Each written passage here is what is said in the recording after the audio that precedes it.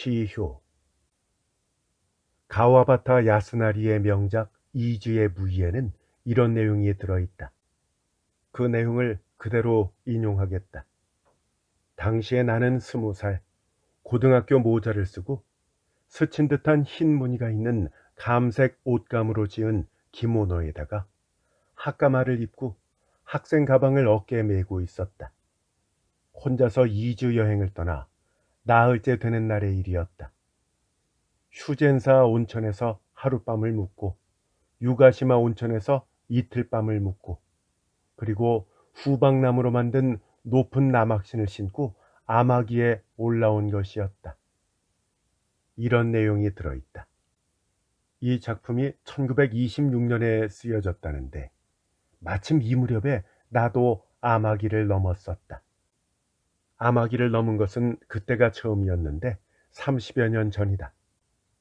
이 작품의 내용과 다른 것이 있다면 내가 고등학교 학생이 아니라 16살짜리 대장장이의 아들이며 이 소설과는 반대로 시모다 가도에서 아마기 고개를 넘어서 유가시마 휴젠사로 나온 것이었다.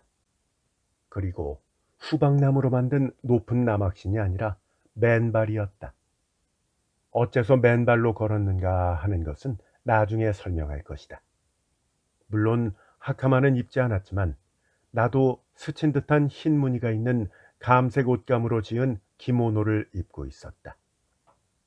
우리 집은 시모다의 대장간이었다. 양친과 6형제로 나는 셋째 아들이었다. 제일 큰 형은 대장장이를 싫어해서 시즈오카에 있는 인쇄소에 견습공으로 있었다. 한 집안 7식구 먹는 데는 곤란하지 않았지만 어머니 아버지가 모두 술꾼이어서 생활은 그다지 편한 편은 아니었다. 나는 전부터 대장장이라는 직업이 싫었다. 게다가 시모다라는 거리에 실증이 나서 어떻게든지 다른 지방으로 나가려고 생각하고 있었다. 그래서 시즈오카에 있는 큰형이 몹시 부러워서 나도 형을 의지해서 시즈오카로 갔으면 하고 생각하고 있었던 것이다. 그것은 6월도 끝 무렵이었는데 새벽 5시 반경에 어머니가 깨웠다.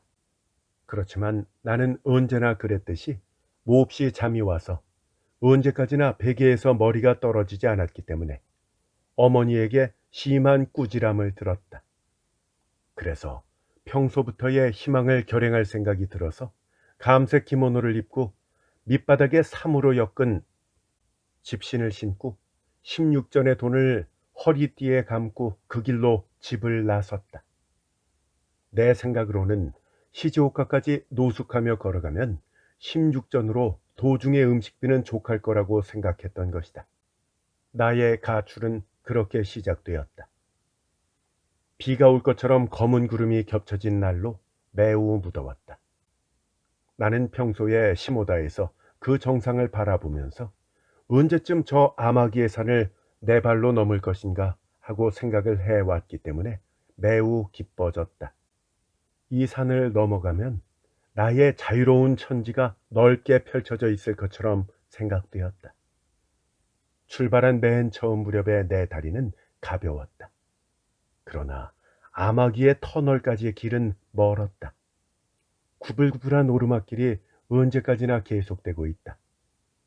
유가노 부근까지는 초가지붕의 부락이 있었는데 그 다음부터는 집이 없고 양쪽에서 다가서 있는 산은 삼나무가 빽빽이 우거진 밀림으로 층층이 겹쳐져서 끝없이 펼쳐지고 있었다. 좀처럼 사람을 만날 수도 없고 나는 점차로 쓸쓸해졌다.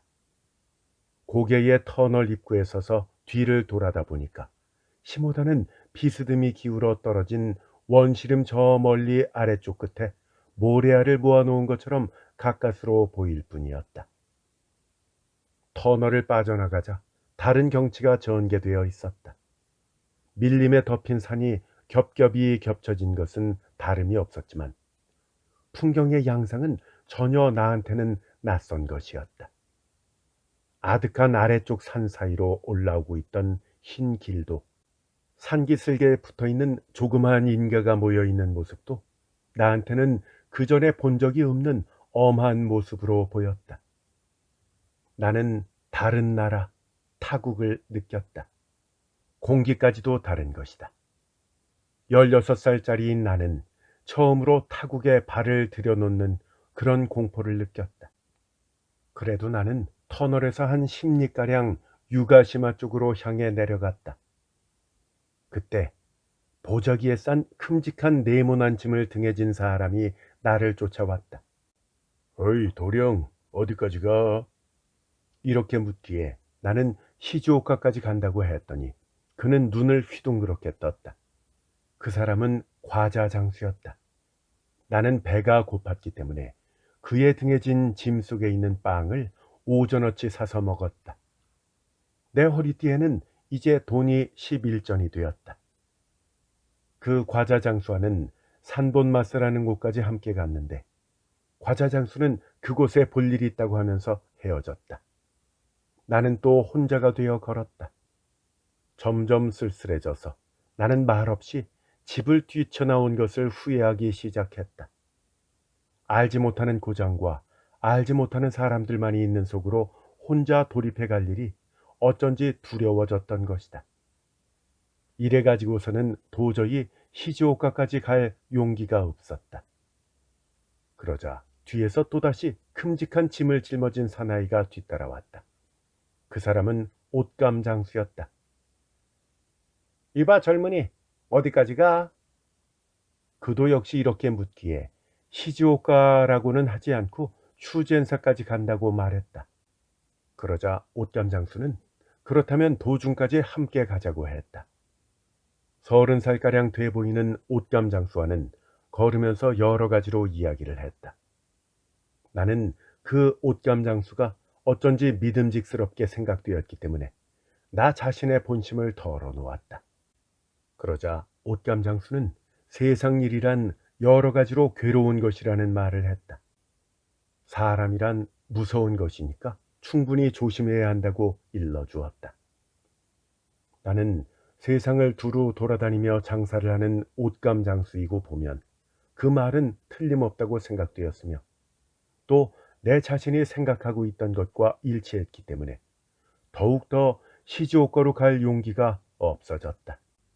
비록 시즈오카에 큰형이 살고 있지만 그 형도 아직 나이가 많지 않은 데다가 어엿한 한 사람 몫의 기술자도 못 되기 때문에 믿음직스럽지가 못했고 또 말없이 몰래 집에서 나온 나를 형이 모른다고 밀어낼 것만 같았다. 무서운 남들만이 있는 가운데 오독하니 서 있는 나 자신을 상상하고 발이 앞으로 나아가지 않게 되었다. 어찌어찌 유가시마까지 왔을 때는 이미 저녁때가 가까워져서 산 위의 태양이 서서히 저물기 시작하고 있었다. 저녁 안개에 희미하게 흐려져 보이는 대지에는 흰 온천의 김이 사방에서 오르고 있었다. 찻집이 있었기 때문에 나는 옷감 장수와 함께 들어가서 떡을 먹었다. 먼 길을 걸었기 때문에 나는 배가 고팠었다. 온몸이 지쳐 있었고 발가락이 집실의 코에 쏠려서 아팠다. 나는 떡값으로 10전을 지불했다. 옷감 장수와 조금 더 동행하고 싶었기 때문에 그에게 떡을 사주었던 것이다. 이제 내 주머니에는 1전밖에 남지 않게 되었다. 젊은이, 이거 미안하게 됐군. 옷감 장수는 이렇게 말했다. 하지만 전혀 미안한 표정이 아니었다. 나는 아직 되돌아갈 결단도 나지 않아서 옷감 장수와 함께 계속 걸었다. 그러면서도 마음속으로는 돌아갈 마음이 강해져 왔다. 그때 맞은편에서 몸집이 큰 한 사나이가 걸어왔다. 지금까지 이 길에는 근처에 사는 농부들만을 보았는데 그 큰 사나이는 얼핏 보기에도 딴고장 사람이라는 것을 알 수 있었다. 그 사나이는 키가 컸고 엷은 눈썹에 코가 큼직했다. 눈은 무섭게 빛나고 피부는 때가 지저분하게 끼었고 뺨으로부터 턱에 걸쳐서 덥수룩한 수염을 기르고 있었다. 겉옷 칼라에는 이와자키라는 글씨가 새겨져 있었다. 그리고 어깨에 헌 트렁크와 보따리를 나누어서 등에 지고 있었다. 어떤 일인지 그 사나이는 아래를 내려다보고 천천히 걷고 있었다. 그는 옆을 스치고 지나칠 때 흘끔하고 우리 쪽을 보고 지나쳤다. 뒤돌아보니 그 사나이가 입은 겉옷의 등에는 한자로 화평할 화자가 적혀 있었다. 그리고 짐을 지지하는 왼쪽 어깨에는 종이 우산이 매달려 있었다. 저 사람 토공이네, 토공. 옷간장수도 뒤를 돌아보고 나서 이렇게 말했다. 저런 사람은 떠돌이니까 조심해야 돼. 나쁜 짓을 하는 것은 바로 저런 패거리니까. 옷감장수는 나를 훈계하는 것처럼 말했다. 나도 그렇게 생각했기 때문에 고개를 끄덕였다. 그러고 나니까 더욱더 지금부터 갈 길이 두려워졌다. 길은 산엽 사이를 굽이굽이 돌고 한쪽에 약간 트인 곳에 간호강이 흐르고 있었다. 젊은이, 그럼 난 여기서 헤어져야 되겠어. 하고 옷감장수는 도중에서 걸음을 멈추고 말했다. 슈젠사까지 가려면 아직도 먼 거리였다. 나는 옷감장수가 슈젠사까지 함께 동행하는 줄로만 생각했었는데 뜻밖에도 그렇지가 않아서 당황했다. 그럼 안녕. 옷감장수는 등에 짐을 추슬려 올리면서 옆에 논길로 터덜터덜 멀어져 갔다. 그 저쪽에는 마을이 있었다. 나는 그에게 떡을 사준 것에 손해를 보았다는 생각이 들었다. 이제 내 수중에는 일전이 겨우 남아있을 뿐이었다. 해는 산 너머로 떨어지고 추위는 어둑어둑 저물기 시작했다. 나는 혼자가 되었기 때문에 더욱더 시모다로 되돌아갈 결심을 했다. 그러나 뒤를 돌아보아도 이 길에는 사람이라고는 아무도 없었다. 나는 어쩔 줄을 모르고 그 자리에 한참을 서 있었다. 그러자 그때 슈젠사 방향에서 한 여자가 걸어오는 것이 눈에 띄었다. 그 여자가 그 부근에 사는 농가의 여자가 아닌 것은 옷차림으로 금방 알 수 있었다. 그 여자는 머리에 수건을 축 늘어지게 쓰고 있었다. 기모노는 화려한 줄무늬가 있는 명주 옷인데 그 옷자락을 걷어 올려서 밑에서 빨간 게다시 속옷이 보이고 있었다. 그 여자는 매우 서두르는 걸음걸이였는데 묘하게도 맨발이었다. 나는 그 여자가 아마기를 넘어서 유가노나 시모다 쪽으로 가는 것이라고 직감했다. 나는 그제야 마음을 정했다. 그때까지는 혼자서 되돌아갈 용기가 없었는데 이제 동행을 만나게 된 것이다. 여자는 내 옆을 지나갔다. 그때 자세히 보았는데 여자의 얼굴은 희었고 선명하게 빨간 입술 연지를 칠하고 있었다. 그리고 향기 좋은 붓냄새가 부드러운 바람과 함께 내 코를 찔렀다. 나는 그 여자가 지나가자 발길을 돌려서 두어 걸음 사이를 두고 뒤따라 걸었다. 뒤에서 보니까 여자의 빨간 오비는 허리께까지 내려와 있었다. 나는 어린 마음에 그것이 매우 멋지게 보였다. 기모노는 윤기 있게 빛나서 퍽 아름다웠다. 나는 이 여자에게서 두어 걸음 뒤떨어져 걷는 것만으로도 만족스러웠는데 불과 얼마 가지 않아서 여자는 나를 뒤돌아보았다. 그리고 내가 오는 것을 기다리는 듯이 걸음을 멈췄다. 이봐, 도령. 도령은 어디까지 가나요? 여자는 이렇게 물었다. 어둑어둑하게 천천히 어두워져 가는 속에 무명 수건을 쓴 여자의 얼굴은 하였다. 저 시모다까지 돌아가는데요. 나는 대답했다. 시모다로 돌아가는 것으로 내 목소리는 기운차 있었다. 시모다까지?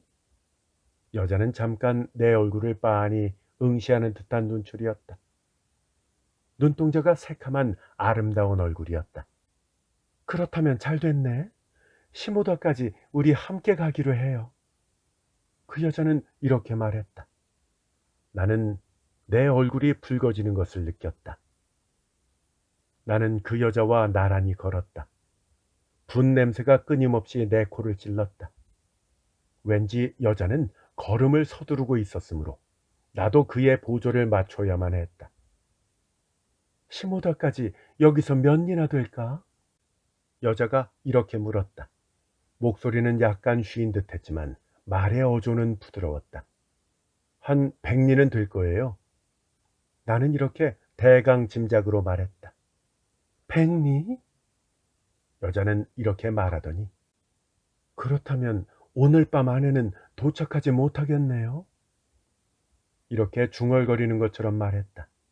난처한 듯한 어투였다. 그럼 도령은 오늘 밤 어디서 묵을 건가요? 여자는 이렇게 물었다. 나는 일전밖에는 갖고 있지 않았기 때문에 야숙을 하는 수밖에는 없었지만 그런 말을 하는 것이 창피했기 때문에 아무 말도 하지 않았다. 그러나 곧 유가노에 아버지의 단골 손님이 있는 것을 생각을 해내고 유가노에서 묵게 될지도 몰라요. 라고 대답했다.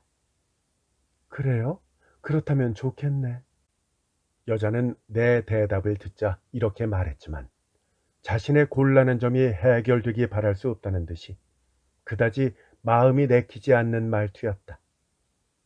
나는 이 여자도 돈이 없어서 여인숙에서 잘 수가 없어서 곤란해하고 있구나 하고 직감했다. 그러나 이런 좋은 옷을 입었으면서 어째서 돈이 없단 말인가 하는 묘한 생각이 들었다. 그러나 이 여자와 함께 야숙을 하는 거라면 조금도 나쁘지 않다고 생각했다. 아니, 그쪽이 몇 곱이나 더 기쁘기 때문에 가슴이 두근두근거렸다.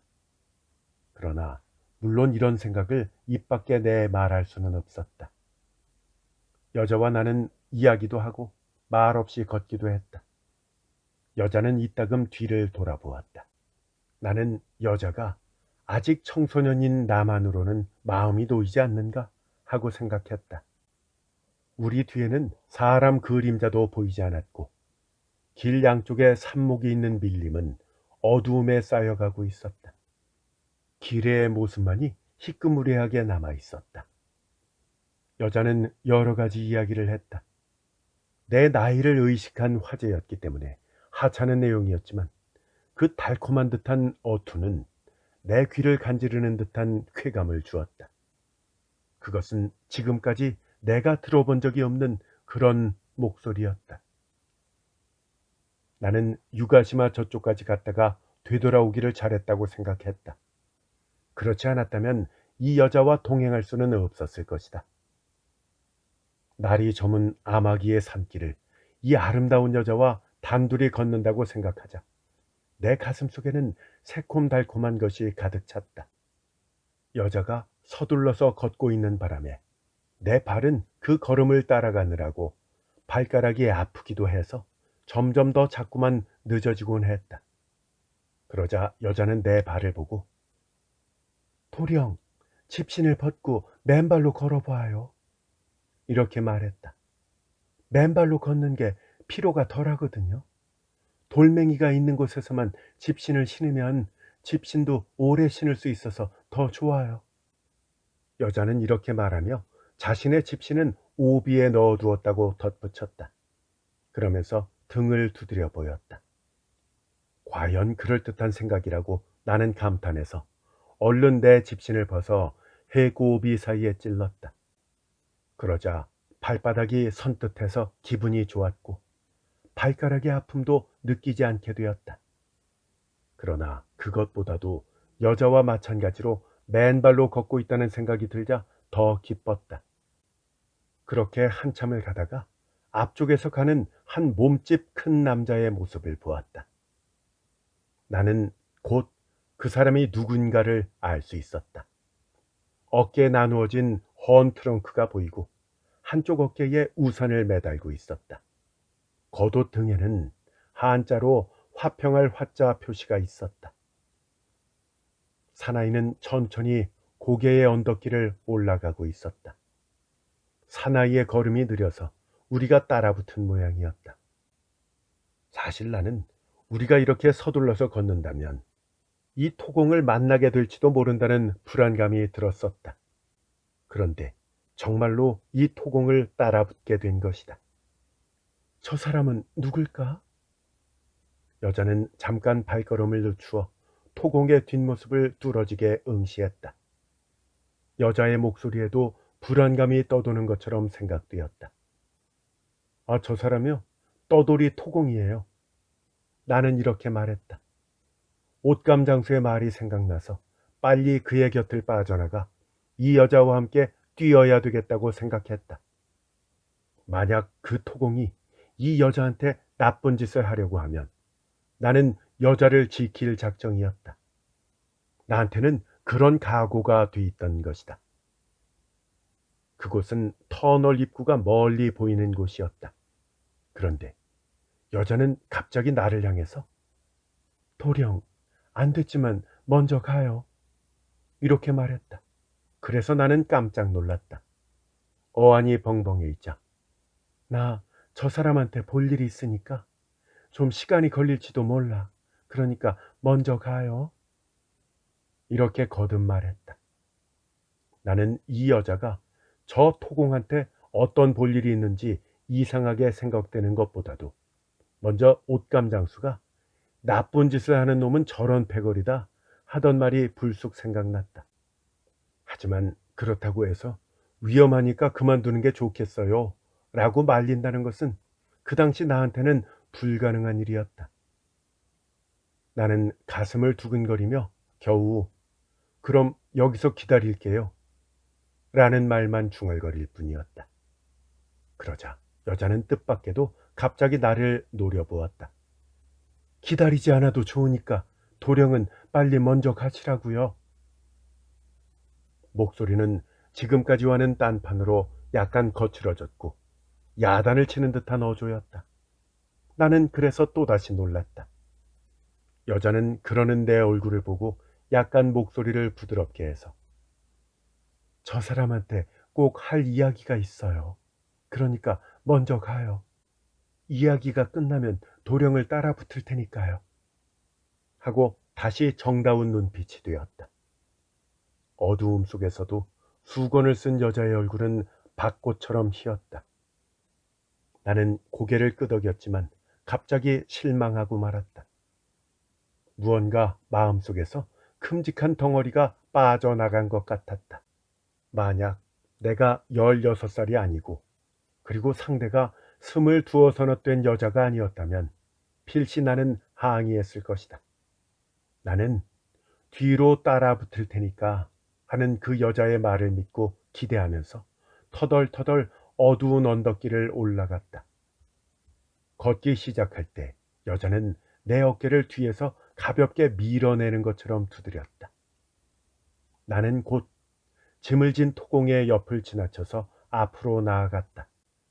토공은 여전히 아래쪽을 바라본 채 걷고 있었다. 그래서 내 쪽은 쳐다보지도 않았다. 그것이 한층 더 기분 나빴다.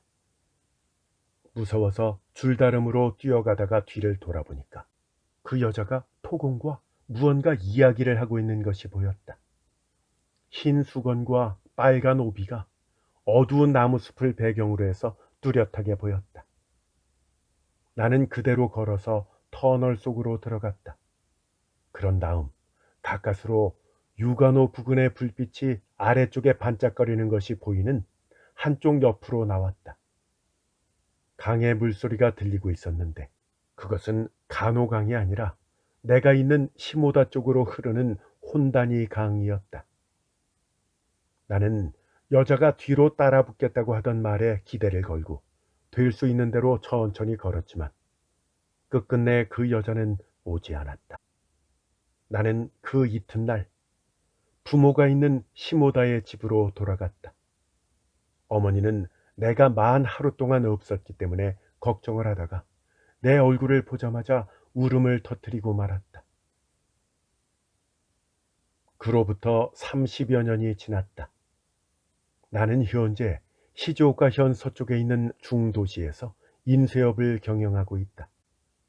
그래도 이 부근에서는 큰 인쇄소라는 말을 듣고 있다. 내가 어째서 이제 와서 30여 년 전의 일을 생각해냈는가 하면 최근에 시즈오카 현 경찰부의 어떤 과에서 형사수사 참고자료라는 책에 인쇄를 의뢰받았기 때문이다. 나는 내 인쇄소에서 인쇄해서 제본한 이 책을 어느 날 무심코 읽었는데 서너 가지의 이야기를 모은 시즈오카 현내에서 일어난 범죄 사례 가운데 뜻하지 않게도 30여 년 전 내가 아마기를 넘던 때에 만났던 토공과 아름다운 여자의 일이 쓰여져 있었다. 그리고 거기에는 나 자신도 등장하고 있었다. 나는 깜짝 놀랐다. 그때의 희미한 경험이 문서에 인쇄되어서 더욱이 범죄 사례 속에 들어있으리라고는 전혀 생각하지 못했다. 게다가 그것을 인쇄한 것은 바로 내 인쇄소인 것이다. 나는 인연의 신기함을 생각하지 않을 수가 없었다. 전문을 인용하면 그것은 다음과 같은 문장이었다. 아마기산의 토공 살해 사건. 사건 발생 당시의 상황. 1926년 6월 29일 오전 10시 가미가노촌 유가시마 경찰관 주재소로부터 다음과 같은 보고가 있었다. 아마기산 고료진의 아마기 터널 밑에 해당되는 혼다니로 들어가는 제빙소 부근인 혼다니강에 걸려있는 시라하시 다리 쪽에 스치야 료사쿠라고 쓰여있는 우산 하나와 앞뒤로 짐을 나눠진 것처럼 붙들어맨 헌 트렁크와 보따리, 그리고 등에 한자로 화라는 표시가 있고 칼라에 이와자키라고 희게 글씨만 겨우 남겨진 너절한 겉옷이 벗어 던져져 있고 게다가 부근은 사람이 격투를 벌인 흔적처럼 억새 따위의 잎이 마구 쥐어뜯겨 있었다는 것. 또한 다리 밑 강물 속에 찢긴 훈도시, 샤스, 반바지, 그리고 조끼 등이 내버려져 있는 것 등 주위에는 사람의 그림자는 보이지 않았지만 무슨 사건이 있었던 것 같다고 시모다 자동차 주식회사의 구로다 운전사로부터 신고가 있었다고 한다. 현장 조사 및 수사 상황. 이 보고에 의해서 경찰서장은 즉시 야마다 경부보 다즈마 형사를 현장 조사와 수사를 위해 출동케 했다. 현장은 유가시마에서 약 30리가량 떨어진 산속이었기 때문에 그들이 현장에 도착한 것은 그날 오후 5시경이었다. 그들은 도착하자마자 즉시 수사를 개시했는데 신고된 상황과 다른 점은 조금도 발견되지 않아서 다시금 유류품 조사로 들어갔다. 헌 트렁크 안에는 소못 하나, 옷깃에 다이마루 조라고 쓰인 소매 없는 소못 하나, 흰 베리아스의 낡은 샤스 둘, 겉은 감색 안은 연노랑인 헌 배투렁이 하나, 구문 반가량의 갈색 다비 한 켤레, 무명으로 만든 검은 감색 안은 연노랑인 장갑 하나, 이렇게 7가지 물건이 들어있었다. 이와 함께 버려진 옷도 조사를 했다. 조끼는 전면 맨 아래 단추 하나만 끼어 있었다. 그리고 등 한복판에 옆으로 찢겨진 곳이 있다. 더욱이 묘한 것은 반바지인데 이것은 양다리가 모두 아래쪽 단추가 채워진 채 거꾸로 벗은 듯이 뒤집혀져 있었다. 그 밖에 훈도시와 샤스 등도 갈기갈기 찢겨져 있었다. 이런 것으로 보면 이런 옷들은 누군가가 억지로 벗긴 것으로 생각된다. 이런 상황이면서도 그 부근에는 사람의 그림자조차 보이지 않는다는 것이 조사에 임했던 야마타 경부보와 다지마 형사의 의문을 더욱 깊게 했다. 다행히도 목격자는 오래지 않아 나타났다. 그 목격자에 의하면 해당자라고 생각되는 한자 화자의 겉옷을 입은 토공 같은 45살로 보이는 사나이가 헌 트렁크와 보자기에 싼 보따리를 앞뒤로 나누어 어깨에 지고 매우 지친 모습으로 6월 28일 오후 6시경 유가시마 신덴을 아마기 산속을 향하여 갔다는 것이다. 그리고 이 사나이와 때를 전후해서 머리에 수건을 쓰고 화려한 줄무늬의 명주 옷을 입었으며 맨발로 집신을 오비에 찌른 28되는 여자가 역시 아마기 산으로 올라가 조금 전에 사나이와 도중에서 무슨 말인지 이야기를 교환하는 장면을 목격했다는 사람도 나왔다. 수사는 계속되어 이 여자는 그 이전에 아마기 고개를 넘어왔다는 것이 판명되었다. 그런데 이튿날인 6월 29일 오후 7시경 그 마을 시모사가노에 있는 다야마 게에다 가게의 주인 등 두세 명이 아마기 산속인 나베야 다리 부근에서 시모다 방면으로 향하는 24대가량의 얼핏 보기에 창부 같은 여자와 만났으며 또한 마찬가지로 시모다 방면으로 걸어가던 15살 정도 돼 보이는 소년과도 만난 사실이 있다는 말을 들었다. 따라서 토공 같아 보이는 사나이, 창부 같아 보이는 여자, 그리고 어느 소년이 28일 저녁 때 아마기 산에 올라갔다는 사실을 알게 되었다. 그래서 그들에 관해 당시의 상황을 조사하기 위해 즉시 다야마 게이다 가게로 갔지만 주인을 비롯해서 여자를 목격한 사람들은 은어잡이를 위해서 기후현으로 가고 집에 없었기 때문에 조사를 더 할 수가 없었다.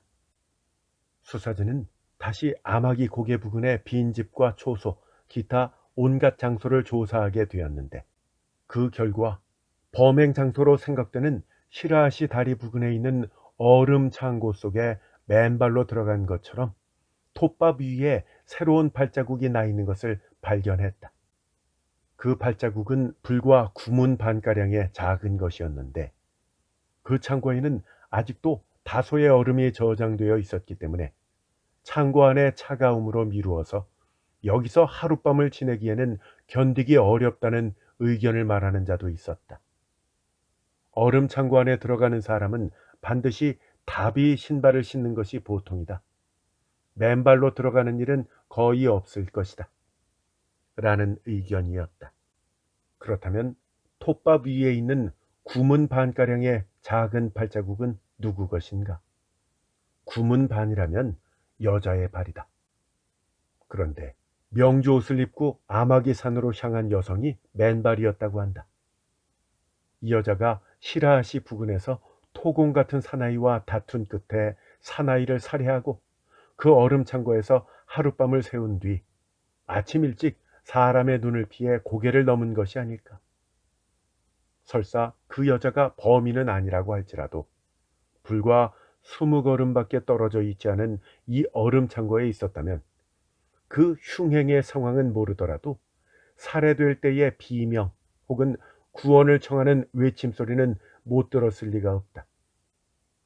한편 시라시 다리에서 약 5리도 채 떨어지지 않은 곳에 작은 나무와 풀들이 마구 짓밟혀져 있었다. 그래서 그곳에서 격투가 있었다고 생각되었다.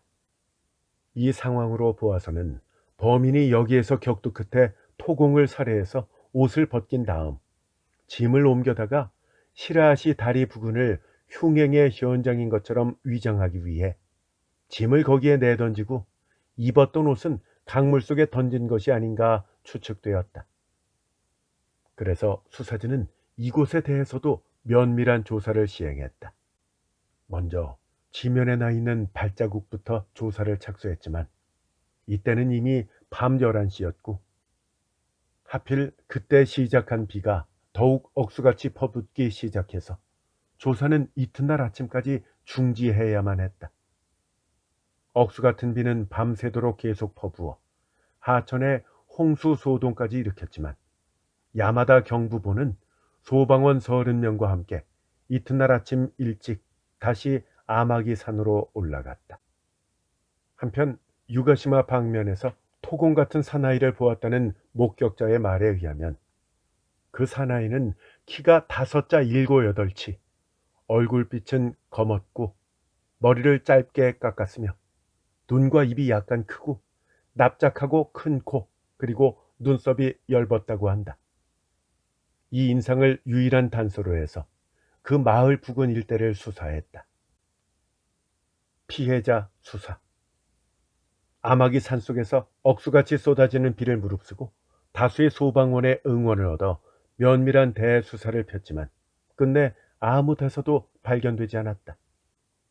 그때까지도 토공 같은 사나이가 죽었는지 살았는지는 그 그림자조차도 발견되지 않았던 것이다. 시체 발견, 검시 등의 상황. 그 후 계속해서 토공 같은 사나이의 행방을 수색하던 중에 1926년 7월 10일 와사비 자와에서 약 10리가량 하류에 있는 아마기 계곡의 나메리자와라고 일컫는 강물 속에 알몸인 시체가 발견되었다. 실로 흉행 후 12일 만이었다. 서장은 야마다 경부보와 다지마 형사를 출장 보내서 유가시마에 있는 곤노 의사 입회하에 검시를 하게 했다. 시체는 28일 밤부터 행방불명이 된 토공 같은 사나이임에 틀림없음이 확인되었다. 여름에 며칠 동안이나 물속에 잠겨 있었기 때문에 부패가 심했다. 검시 결과 얼굴과 머리에 수군데의 창상이 발견되었다. 창상 부위로 보아서는 자살로 보기 어려웠다. 의사의 말에 의하면 예리한 흉기로 찔린 것이며 타살의 혐의가 짙다고 했다. 상처는 어떤 것이 치명상인지 판명되지 않는다는 것이다. 검시는 일시 중지되고 즉시 검사에게 보고해서 시체를 해부하게 되었다. 그 결과 타살로 단정되었던 것이다. 수사 및 수배 상황. 타살로 단정되자 경찰은 그 즉시 가해자 수색에 박차를 가했다. 특히 피해자와 함께 있었다고 생각되는 앞서 말한 24살 난 여자를 가장 유력한 혐의자로서 그 발자취에 대해서 연도 일대에 정밀한 수사를 폈다. 또한 이 두 남녀와 전후에서 아마기에 올라갔던 소년에 대해서는 곧 신원이 판명되었다. 이 소년은 시모다 거리에 있는 대장간의 셋째 아들인데 당일 오후 7시경 앞에서 말한 여자와 함께 유가시마 부근에서 돌아오는 길에 만났다가 터널 북쪽 입구 부근에서 헤어졌다고 한다. 그때 여자가 피해자인 듯한 토공 같은 사나이와 이야기하는 것을 그 소년이 보았다고 했다. 그 증언으로 인해 수사는 그 여자에게 국한되었다. 범인 체포. 앞에서 말한 여자는 휴젠사 방면에서 아마기로 올라간 것으로 생각되었다. 그래서 휴젠사 오히또 나가오카 부근에 연고가 있는 여자라는 추정이 되었다. 그래서 동방면을 수사한 바 휴젠사 경찰서에서 다음과 같은 정보 입수 보고가 있었다. 휴젠사 부근의 한 요식업자의 신고였다. 오스카 하나라는 작부가 행방을 감췄다는 것이다.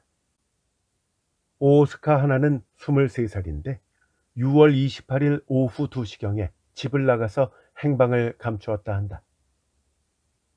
오스카 하나가 많은 금액의 빚을 남겨둔 채 도망했기 때문에 현재 사람들을 놓아서 행방을 찾고 있다는 사실을 알아냈다. 그 인상과 옷차림을 들어보니 피해자와 함께 아마기를 넘은 여자와 일치했다. 더욱이 오스카 하나는 니시아라 집에서 나올 때 호주머니에는 거의 돈이라고는 한 푼도 없었기 때문에 더욱더 토공 살해의 용의점이 짙어졌다. 그래서 수사는 오스카 하나의 행방을 찾는 일로 좁혀지고 극력 수사를 속행했다. 마침내 7월 15일 오스카 하나를 찾아냈다. 어느 식당에 하녀로 있는 것을 알게 돼서 즉시 형사를 파견해서 체포해 시모다 경찰서로 호송했다. 그리고 오스카 하나를 취조했던 바 처음에 극력 범행을 부인했다. 피해자와 아마기 부근에서 이야기를 주고받은 일은 인정했지만 그 후 즉시 헤어져서 혼자 아마기를 넘어 그날 밤은 유가노의 후루이케 여관에서 하룻밤을 묵었노라고 했다. 그러나 그 여인은 니시아라 댁에서 도망칠 때 무일푼이었는데 숙박료를 지불할 수 없었을 게 아니냐고 물은즉 1원가량 준비했던 것이 있었기 때문에 숙박비 60전을 지불했노라고 대답했다. 그래서 앞에서 말한 그 여관에 관해서 다지마 형사가 조사를 하니 분명히 그녀가 6월 28일 밤에 가명으로 숙박한 사실이 있으며 그때 50전짜리 은화 2잎으로 지불했다고 한다. 다즈마 형사는 50전짜리 은화 2잎에 대해서 의문이 생겨서 그 50전짜리 은화는 지금도 보존하고 있으며 또한 그녀가 지불한 것과 식별할 수 있느냐고 물었더니 그 여관에서는 오스카 하나의 모습을 수상쩍게 생각해서 혹시 나쁜 병이라도 있는 환자는 아닐까 생각해서 소독을 해서 지금도 따로 보존해 두고 있다고 대답했다. 다즈마 형사는 몹시 기뻐하며 즉시 그 50전짜리 은화 2잎을 맡아가지고 피해자가 살해당하기 전날 묵었다는 여인숙의 주인에게 보여주었다. 그랬더니 그 50전짜리 은화는 피해자가 가지고 있었던 것이 틀림없다고 증언했다. 행색이 초라한 사람이 은화를 가지고 있었기 때문에 유심히 보았다는 것이다.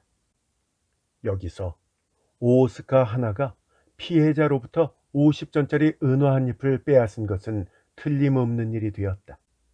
오스카 하나를 아는 사람들에게 그녀의 성품을 물어보니 그 여인은 극히 거친 행위가 많았고 때로는 손님을 서로 빼앗다가 동료 여자와 싸움을 해서 가위 등을 들고 나와 상대에게 상처를 입히려고 한 일도 있었다고 한다. 이런 것으로 생각하면 오스카 하나는 피해자와 아마기 고개 부근에서 동행하게 된 것을 기워로 수중에 한 푼도 없었기 때문에 피해자를 소개해서 소지했던 돈을 강탈했다고 추정하기에 이르렀다. 그래서 오스카 하나를 엄중히 취조를 했더니 50전짜리 은화 2잎을 피해자에게서 받은 것은 인정했지만 그것은 서로 합의해서 받은 것이라고 주장했다. 즉 빼앗은 것이 아니라는 것이다. 그러나 떠돌이인 토공이 1원을 보지도 알지도 못하는 여자에게 그냥 줄 리가 없으므로 다시 이 점에 대해서 추궁을 했더니 그녀는 그날 아마기 고개 북은 풀숲에서 피해자와 성관계를 하고 그 대가로 1원을 받은 것이라고 진술을 번복했다. 그런데 그 밖에도 미심쩍은 부분이 많아서 더욱 엄중히 취조를 했다. 드디어 7월 15일 밤에 그녀는 범행을 자백했다. 오스카 하나의 자백에 의하면 아마기 고개 부근에서 피해자와 만나 돈을 얻을 목적으로 하나 쪽에서 먼저 제의해서 피해자와 성관계를 했는데 약속한 만큼 돈을 주지 않았다고 한다. 그래서 화가 불끈 치밀어서 전부터 품에 간직하고 있었던 비수를 꺼내 그를 마구 찌르고 삼목나무 숲속으로 굴러 떨어뜨렸다고 한다. 확인을 해보니 그는 죽고 말았다. 그 남자가 혹시 돈을 가지고 있지 않을까 싶어서 아무렇게나 옷가지를 벗겼더니 50전짜리 은화가 2잎 나왔기 때문에 그것을 빼앗아 달아났다는 것이다. 수사의 반성. 오스카 하나는 검사국으로 송치된 뒤 경찰서에서 말한 자백을 전부 뒤엎었다. 다만 피해자와 관계에서 1원을 얻었다는 것만을 인정했다. 그리고 살해에 대해서는 전혀 그런 일이 없다고 진술을 번복했다. 흉기인 비수에 대해서는 모토다니 강에 던져버렸다고 말했었는데 흉행을 저지른 28일 밤 11시경부터 29일까지 그 장소 부근은 억수같이 큰 비가 퍼부어서 그 때문에 강물이 불어 어디로 흘러갔는지 극력 수사했지만 결국 발견을 하지 못했다. 그 때문에 결정적인 물적 증거가 없었고 또한 피고도 자백을 번복해서 부인했기 때문에 드디어 1926년 12월 5일 시즈오카현 지방재판소는 피고 오스카 하나에 대해서 증거 불충분이라는 이유로 무죄를 선고했다. 검사도 또한 결국 공소를 포기했다. 수사에 참여한 경찰관들의 고투는 글로 다할 수 없을 정도였지만 직접적인 증거가 빈약했기 때문에 검거한 피의자가 무죄가 된 것이다. 이에 관하여 반성하건대 물이 불었을 때라고는 하지만 흉기를 던져버린 모토다니 강의 수색에 다소 거칠고 소홀한 점이 없었는가 하는 점이 생각되는 것이다. 또한 피해자가 떠돌이 토공이었기 때문에 마지막까지 신원을 알 수 없었던 것도 드문 사건이다. 보고서는 이렇게 끝을 맺는다. 나는 이것을 읽고 30여 년 전의 옛날 일을 회상하지 않을 수가 없었다. 어린 마음에 아름다운 여자로구나 하고만 생각해서 아마기를 넘는데 동행하게 된 것에 가슴이 뛰었었는데, 그 여자가 당시 작부라는 이름으로 불렸던 휴젠사의 매춘부인 줄은 몰랐었다. 이것을 읽고 처음으로 알았던 것이다.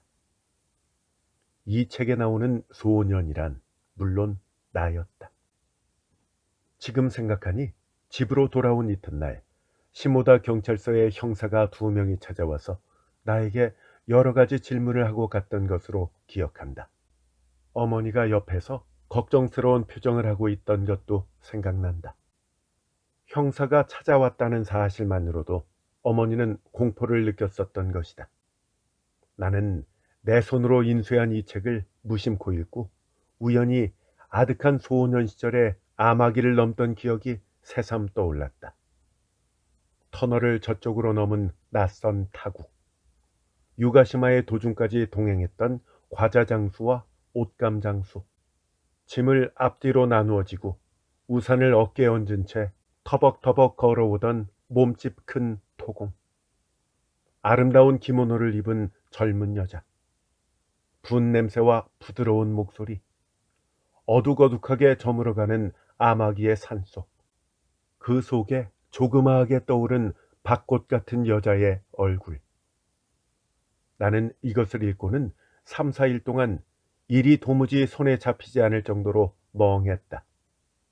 그만큼 충격이 컸던 것이다. 그로부터 닷새만이었다. 이 책을 인쇄할 것을 주문한 경찰부의 사람이 왔다. 그 인쇄는 다 되었나요? 하고 그 사람은 물었다. 60을 넘은 노인으로 다지마라고 하는 사람인데, 전쟁 후에는 형사계장을 역임하고 지금은 각 경찰서의 사법주임으로서 형사부에 촉탁이 되어 있는 사람이었다. 네, 다 되었습니다. 나는 다지마 씨를 사무실로 안내했다. 그리고 다 된 책자를 내밀어 주었더니 노인은 안경을 쓰고 팔딱팔딱 책장을 넘겼다. 인쇄는 그만하면 마음에 든 것 같았다. 어떻습니까? 당신도 이걸 읽으셨습니까? 다지마 노인은 얼굴을 들어 나에게 물었다. 잠깐 훑어보았어요. 상당히 재미있더군요. 나는 이렇게 대답했다. 어떤 것을 읽으셨나요? 이렇게 노인이 묻기에 아마기의 토공 살해 사건, 그걸 읽었습니다. 나는 정직하게 말했다. 그러자 다지마 노인은 싱글벙글하면서 사실 그것은 나도 수사에 참여한 사건이었어요. 이 원고를 쓴 사람이 바로 납니다. 이렇게 말했다. 아, 그렇다면 다지마 형사라고 여기에 나오는 분이 바로 당신이신가요? 내가 이렇게 묻자 노인은 고개를 끄덕이며 그렇지요. 네, 그래요. 내가 20몇 살 때인가 풋내기 때의 사건이죠. 하고 노인은 말했다. 그러니까 이것을 쓰다가 옛날이 그리워졌어요. 실은 이건요, 나의 실패담 같은 겁니다. 실패담이라뇨? 이제 와서 생각을 해보니 무엇보다도 흉기를 찾았더라면 좋았던 겁니다. 모토다니 강은 비가 와서 물이 불어 수심도 깊었고 물살도 빨랐지만은 좀 더 철저하게 수색을 했더라면 더 좋았겠구나 생각을 합니다. 정말 그런 실수가 있었기 때문에 재판에서 오스카 하나라는 여자가 증거 불충분으로 무죄가 된 거예요. 어쨌든 우린 처음부터 그 여자가 범인이라고 굳게 믿었었으니까요. 그런데 그 말투가 좀 묘했기 때문에 나는 되물었다. 오스카 하나가 범인이 아니었나요? 이제 와서 생각을 해보니 다소 우리가 급히 서두른 것 같았어요. 다지마 전 형사는 이렇게 말했다. 아무래도 그 여자의 최초의 자백, 그러니까 피해자한테서 1원을 빼앗은 것은 피해자인 토공과 매춘 행위를 한 대가로 받았다고 말한 부분, 그것만이 정말이었다고 생각이 됩니다. 아, 그래요? 그건 왜 그렇게 생각을 하시나요? 아마기 고개 부근에 있는 제빙소 창고 안에 나 있던 구문 반짜리 발자국 때문에 그래요. 우리는 오스카 하나가 범행 후에 얼음창고 속에서 하룻밤을 묵을 작정으로 들어갔지만 추운 데다가 톱밥 위에서는 잘 수가 없기 때문에 거기서 나와 유가노의 여관에서 하룻밤을 지냈다고 생각을 했거든요. 그런데 그 여자는 얼음 창고 안에는 들어간 일이 없다고 강력하게 부인했어요. 나는 그때는 그녀가 거짓말을 하는 거라고 생각을 했는데 지금에 와서는 그것이 사실이고 얼음 창고 안에서는 다른 사람이 하룻밤을 잤다고 생각을 합니다. 얼음 창고 안에서 다른 사람이 잤다고요? 나는 물었다. 그렇지만 얼음 창고 안에는 얼음도 남아 있었으니까 추워서 잘 수가 없었을 거 아니겠습니까?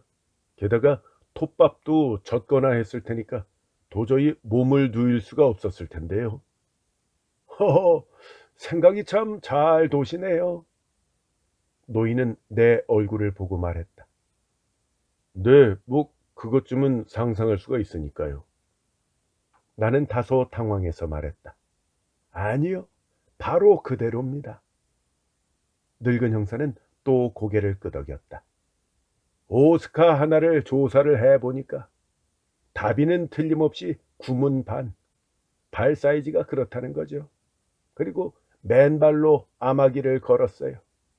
그러니까 톱밥 위의 발자국은 아무래도 그녀의 것이어야 하지요. 그것과 그녀를 두었던 슈젠사의 요리집에다가 물어보았더니 그녀는 몹시 추위를 타는 편이어서 겨울에는 남보다 곱절이나 옷을 두껍게 입었었다고 하더군요. 그러니까 얼음 창고에서 하룻밤을 샌다는 것은 도저히 불가능한 일입니다. 역시 처음에 추정을 했던 대로 그녀는 얼음 창고에 일단 들어는 갔지만 추워서 즉시 거기서 나왔다고 생각하는 편이 타당합니다. 다지마 노인은 잠시 차를 한 모금 마신 다음 그런데 말이에요. 내 육감으로는 누군가가 저 얼음 창고 안에서 28일 밤에 잤다고 생각을 합니다. 이렇게 말하며 내 얼굴을 쳐다보았다. 네? 하지만 축축하게 젖은 톱밥 위에서 어디 잘 수가 있었겠나요? 나는 이렇게 반문했다. 아니요. 최근에 와서 말이죠. 젖은 톱밥 위에서도 옷에 톱밥이 묻지 않게 잘 수 있는 방법이 있다는 것을 알게 됐어요. 하고 노인은 꿈뻑거리며 대답했다. 그건 신슈에서 천연빙을 하고 있는 어떤 사람에게서 들었는데요. 여름에 더울 때는 인부가 얼음 창고에 들어가서 곧잘 낮잠을 잔다더군요. 그럼 어떤 방법이냐? 사다리입니다. 사다리를 옆으로 눕혀서 그 위에 판자를 들어놓고 그 판자 위에 누우면 젖은 톱밥이 몸에 묻지 않는다고 하더군요. 그런 말을 들으니까 이 30몇 년 전인가 전에 그때도 분명히 그 얼음 창고 구석에 사다리가 세워졌던 것 같이 생각되는 거예요.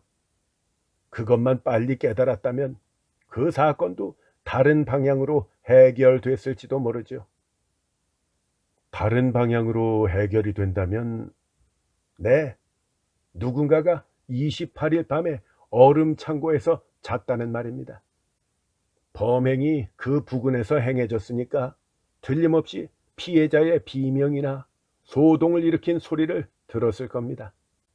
그러니까 그 얼음 창고 안에서 하룻밤을 잤던 그 사람을 찾아냈더라면 더 좋았을 거라고 생각하는 거지요. 그렇지만 얼음 창고 안의 톱밥 위에는 여자의 발자국이 나 있었다면서요? 나는 낮은 소리로 물었다. 구문 반짜리 발자국 말입니까? 네, 오스카 하나의 발이 그랬죠. 구문 반의 발자국은 일단 여자의 것이라고 생각되지만, 하지만 말이죠. 남자도 있어요. 남자라뇨? 다시 말해, 아이의 발자국이라는 겁니다. 노인은 이렇게 대답했다. 15살 정도의 아이라면 그 정도 발 사이즈가 되겠죠. 이 보고문 안에도 있거든요. 그때 오스카 하나와 아마기 고개의 도중까지 동행을 했던 소년이 있었어요. 그 소년은 시모다의 대장간 하던 집의 아들이었어요. 어머니의 꾸중을 듣고 집을 뛰쳐나와서 유가시마까지 무작정 갔다가 도중에서 되돌아왔다고 하더군요. 바로 그때 오스카 하나와 우연히 동행을 했던 겁니다. 형사가 소년을 찾아갔을 때 소년은 아마기 고개에서 그 여자와 헤어져서 먼저 고개를 내려왔다고 했는데 그 소년이 시모다의 집으로 돌아온 건 29일 오후였어요. 그렇다면 그 소년은 28일 밤에는 어디에서 잤겠습니까? 형사가 그때 그걸 깊이 묻지 않았던 건 15살밖에 안 되는 소년이었으니까 사건과 관계가 없다고 생각을 하고 처음부터 문제 삼지 않았던 겁니다. 나는 이제 와서 상상을 하건대 그 얼음 창고에서 잔 것은 바로 그 소년이었다고 생각합니다. 나는 몸을 약간 뒤로 물렸기 때문에 걸터 앉았던 의자가 삐걱하고 소리를 냈다. 그 소년은 16살. 얼음 창고의 주위쯤은 아무렇지도 않았을 겁니다. 갑자기 집을 뛰쳐나왔으니까 돈도 가지고 있지 않았을 거예요. 얼음 창고 안에서 야숙을 한 것이 틀림없습니다. 게다가 16살이면 구문 반가량의 발 크기일 겁니다. 어때요? 그렇게 생각되지 않습니까? 하고 노인은 내 눈을 빤히 들여다보았다. 글쎄요. 나는 약하게 맞장구를 쳤다. 그 소년에 대해서 좀 더 깊이 파고들어 물었더라면 더 좋았을 겁니다. 소년은 틀림없이 무언가 알고 있었을 거예요. 내가 사건의 해결은 다른 점에 있다고 말한 것은 바로 그 때문입니다. 다지마 노 형사는 차를 후루룩 마셨다. 나도 갈증을 느꼈기 때문에 차를 마셨다.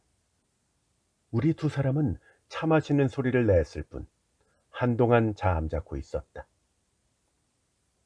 그러나 뭐라고 한데도 30여 년 전인 옛날의 일입니다.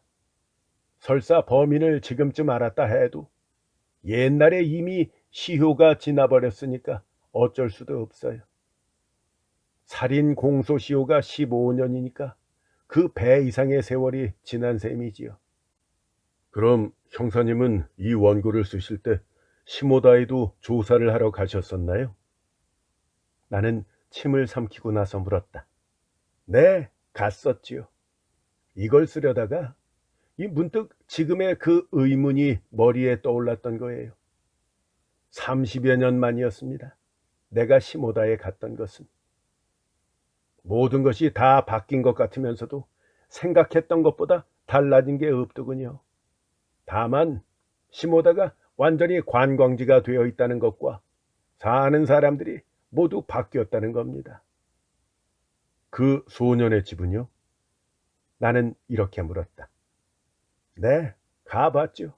옛날엔 대장간이었다는데 지금은 관광버스에 착오가 들어섰더군요. 물론 그 소년은 거기를 30년이나 더 전에 떠났다고 하더군요.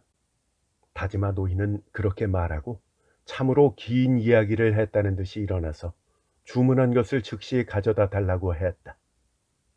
매번 고맙습니다. 나는 하얘진 입술로 이렇게 말하고 머리를 숙였다. 노인은 나가려다가 문득 발길을 멈추고 이렇게 말했다. 아 참, 나로서는 아무리 해도 알 수 없는 일이 한 가지 있어요. 그것은 바로 동기입니다. 만약 그 얼음 창고에서 잔 소년이 토공 살해범이라고 한다면 왜 죽였을까요? 도둑질을 하려던 것은 아니었어요. 왜 그렇게 생각을 하냐고요? 그 토공의 시체에 돈지갑이 있었거든요. 거기에 98전을 가지고 있었어요. 그러니까 왜 죽였는지 그 살인에 대한 동기, 그 의문이 아무래도 풀리질 않아요. 나는 아무 말 없이 잠자코 있었다. 다즈마 노 형사도 더는 아무 말도 하지 않고 나의 가게에서 나가 느릿느릿 걸어갔다. 나는 가게 안으로 들어가지 않고 2층의 내 방으로 올라갔다. 방 안에는 등의자가 놓여 있다. 나는 거기에 앉아서 가을의 밝은 햇빛이 괴어 있는 지붕을 응시했다. 30여 년 전, 그때 나는 아마기 고개 터널 입구까지 왔다가 다시 유가시마 쪽으로 되돌아갔었다. 나는 그 아름다운 여자와 토공이 마음에 걸렸던 것이다. 몸집이 큰 사나이인 토공에게 말을 걸고 있는 여자가 불안해졌다. 그것은 터널의 시커먼 구멍을 들여다보는 것처럼 나에게 어떤 불안감을 주었던 것이다. 여자가 갑자기 내게서 떠나 토공에게 접근해 간 것도 16살 난 나에게는 불만이었다. 그래서 내 마음속에는 이미 공동이 생겨 있었다. 내가 오던 길로 다시 되돌아선 것은 다시금 그 여자를 차지해서 마음의 공허를 메우고 싶었기 때문이었다. 나는 어두운 앞쪽을 응시하면서 길을 걸었다. 이때 내 얼굴에 한 방울 두 방울 빗방울이 떨어졌다. 하늘도 산도 모두 캄캄했다. 오던 길을 다시 상당히 오래 걸었지만 토공의 모습도 그 여자의 모습도 없었다. 그래서 나는 약간 당황했다. 그 길은 외길이었기 때문이다. 여자가 토공에게 말을 걸며 나를 뿌리친 지점은 아까 벌써 지났다. 나는 어쩌면 두 사람이 유가시마 쪽으로 되돌아간 것은 아닐까 하고 생각했지만 그런 일은 없을 거라고 고쳐 생각했다. 혹시 어두워서 내가 잘못 보고 놓쳤는지도 모른다고 생각해서 다시 터널 쪽으로 발길을 돌려서 눈을 크게 뜨고 귀를 기울이며 천천히 걸었다. 그런데 바로 그때 거기서 대여섯 걸음 왔을 무렵 옆에 풀숲이 소리를 내고 있는 것을 들었다. 비가 올 듯한 밤이었지만 바람은 불지 않았었다. 바람이 분다고 치더라도 거기서만 소리가 나는 것은 참으로 이상했다. 나는 걸음을 멈추고 서서 귀를 기울였다. 그러자 여자의 신음소리가 들렸다. 나는 깜짝 놀랐다. 어두워서 알 수는 없지만 그 목소리는 그 여자 이외의 사람이라고는 생각되지 않았다. 게다가 그 장소가 풀숲 속이었기 때문에 그 여자가 그 토공에게 당하고 있다고 직감했다. 나의 신경은 떨렸다. 여자의 신음소리가 또 들렸다. 목을 졸리운 듯한 목소리였다. 나는 큰 소리를 칠까 하고 생각했다. 그러나 밤의 산속에서는 다른 사람의 그림자도 없었고 더욱이나 토공이 화를 내고 나한테 덤벼들었을 때에 그 무서움이 앞섰다. 어쨌든 나는 그 상황을 확실히 눈으로 확인하고 싶어서 조용히 다가갔다. 나의 예상대로 소리는 바로 거기서 나고 있었다. 어둠에 얼마간 익숙해진 눈에는 풀숲 속에서 두 사람의 검은 그림자가 함께 누워 있다는 것을 알았다. 그 몸이 움직일 적마다 풀잎들이 소리를 내는 것이었다. 나는 침을 꿀꺽 삼켰다. 만약 그때 여자의 단말마 같은 신음소리가 다시 한번 들렸더라면 나는 나 자신도 잊고 뛰어나갔을지도 모른다. 그러나 뜻밖에도 이번에는 여자의 의미 있는 듯한 함축성 있는 웃음소리가 들렸다. 목구멍에서 웃는 듯한 목소리였다. 남자의 목소리는 들리지 않았다. 내가 어안이 벙벙해서 있자니까 두 그림자는 몸을 일으켰다. 내가 몸을 웅크리고 지켜보고 있으니까 여자는 자신의 옷을 툭툭 털며 고쳐 입었다. 그런 다음 두 사람은 작은 대나무 숲을 헤치고 횡하게 내려갔다. 50전은 너무 싸요. 여자가 길에서 토공에게 말했다. 50전만 더 내세요. 당신 돈 있죠? 여태까지 신음소리를 냈다고는 생각할 수 없을 만큼 전혀 다른 목소리였다. 없다니까. 사나이는 처음으로 말소리를 냈는데 어딘지 여유가 있어 보이는 탁한 목소리였다. 거짓말 말아요. 자, 50전 더 주세요. 그러지 않으면 내가 뒤져 가질 거예요. 여자는 토공의 몸에 손을 댄 것 같았다. 토공은 약간 저항하는 것 같았지만 동작이 완만하니까 결국 포켓 속에서 50전을 빼앗긴 모양이었다. 여자는 토공에게 이것 봐요. 돈 있으면서 없다고 그래? 거짓말쟁이. 인색한 남자군요. 나도 당신의 냄새나는 몸을 참고 그랬으니까 이것 정도는 받아야 돼요. 알았죠? 이렇게 말하기가 무섭게 안녕이라거나 뭐라고도 아무런 말도 하지 않고 급히 혼자서 앞장서서 걸어갔다. 토공은 낮은 목소리로 무언가 투덜투덜 대했지만 여자의 뒤를 쫓으려고도 하지 않고 어슬렁어슬렁 혼자서 걷기 시작했다. 나는 이 토공을 터널 아래서 죽였다. 토공이 어깨에 진 짐을 다른 어깨로 바꿀 모양으로 길바닥에 웅크리고 앉았을 때 나는 품 안에 지니고 있던 넓적하고 뾰족한 칼로 그의 머리와 얼굴 등을 마구 찔렀던 것이다. 그 칼은 내 스스로가 벼려서 만든 것이었다. 토공은 오른쪽 돌담이 있는 곳에서 삼목나무 숲속으로 굴러떨어졌다. 나는 그에게로 가서 어디엔가 돈이 있다고 생각하고 그가 입은 것을 닥치는 대로 마구 찢어 벗겼지만 그때는 정신이 없었던 참이어서 어떻게 벗겼는지 전혀 기억이 나지 않는다. 하지만 돈이 있는 곳은 도저히 알 수가 없었다. 물론 돈을 빼앗는 것이 나의 목적은 아니었다. 나는 내가 한 짓이 알려지면 안 된다고 생각해서 또다시 토공의 등을 찌르고 강 쪽으로 끌어내렸다. 그런 다음 내가 만든 칼은 강물 속에다 버렸다. 나는 그날 밤 얼음 창고 안에 들어가서 사다리를 톱밥 위에 뉘어놓고 판자를 놓은 다음 그 위에서 하룻밤을 보냈다. 집에 돌아온 다음 나중에 형사가 찾아왔는데 나는 그 여자와 아마기 고개에서 헤어졌다는 말만 했다. 형사는 전혀 의심하지 않고 돌아갔다.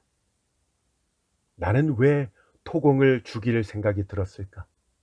당시 16살밖에 안 된 나에게도 토공이 여자와 무엇을 했는지 희미하나마 짐작이 되었다. 실은 내가 더 어렸을 무렵 어머니가 아버지가 아닌 다른 남자와 똑같은 행위를 하는 것을 본 적이 있다.